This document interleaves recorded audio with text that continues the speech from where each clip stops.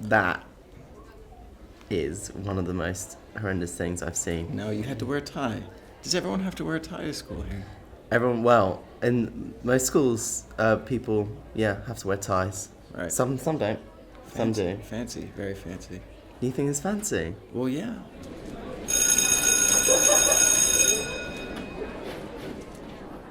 That's a picture of me in junior high school, which is probably different than here. So I'm probably like 13.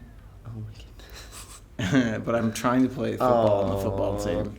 Because you had to, if you were going to fit in Texas going to school, you American had football. American football. Not real football. Not real football. Okay.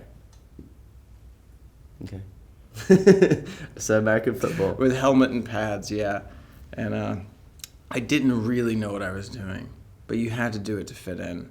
And you look like you would get eaten alive by the rest of the football players. Bully. Stop. But it's true, yeah. No, you look It's so. true. Like, I did. How old were you there? I was like 13, but I would get leveled. Like in practice, I would just get leveled. I had no idea what I was doing, so it was just flattened out. It's very cute. Though. Very Thanks. cute. Yeah, mullet. I had long in the back, party in the back.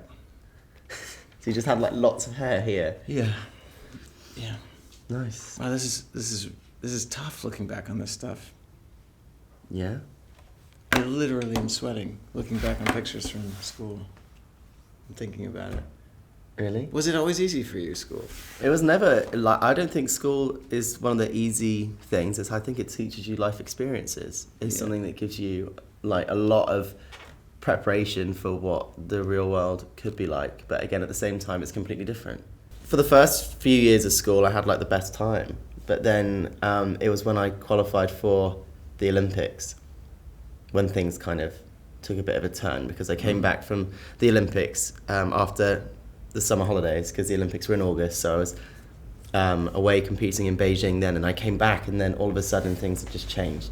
They took the mick out of what I was wearing when I was on the diving board. They would throw stuff at me at lunchtime, and it was just it became this thing where diving almost became a burden rather than it being something that I was proud of and enjoyed. So for me, like you were saying, how your difference is you wanted to like hide away. I couldn't shy away from my difference. You know, it's really disheartening, and it makes you feel like, oh, is this something that I should really be doing? Is this something that is going to help me be great in the future? Is this something that, would it be easier if I just stopped doing what these people don't like and I can just fit in? Where actually, you know, being good at something, you should never be ashamed of, and you should always do the best that you can to get better at that thing, and don't let anyone tell you that what you're doing is wrong, or what you're doing is not very good, or what you're doing is stupid. Because if you believe in something and you're passionate about something, you should definitely just put everything that you've got into it.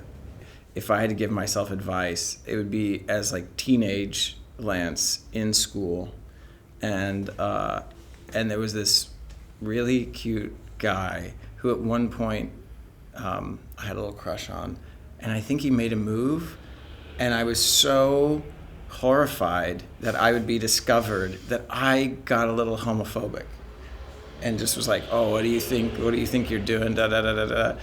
And I would be like, first and foremost, don't do that. You just bullied that person. That would probably took some courage. Second of all, you should have kissed him.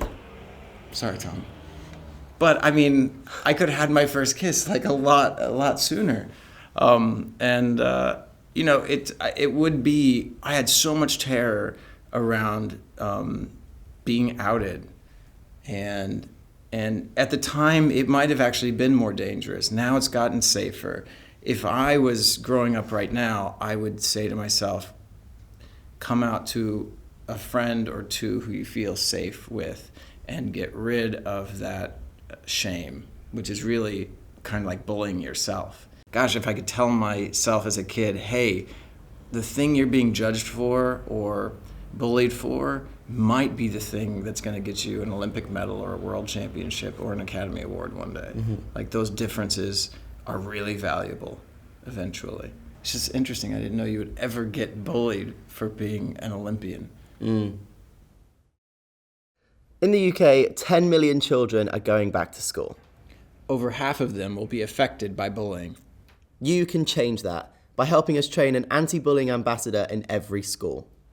Go to www.antibullyingpro.com/back-to-school to find out how. Share your back to school picture and share your back to school advice using the hashtag #BackToSchool. This campaign is run by the Diana Award Charity.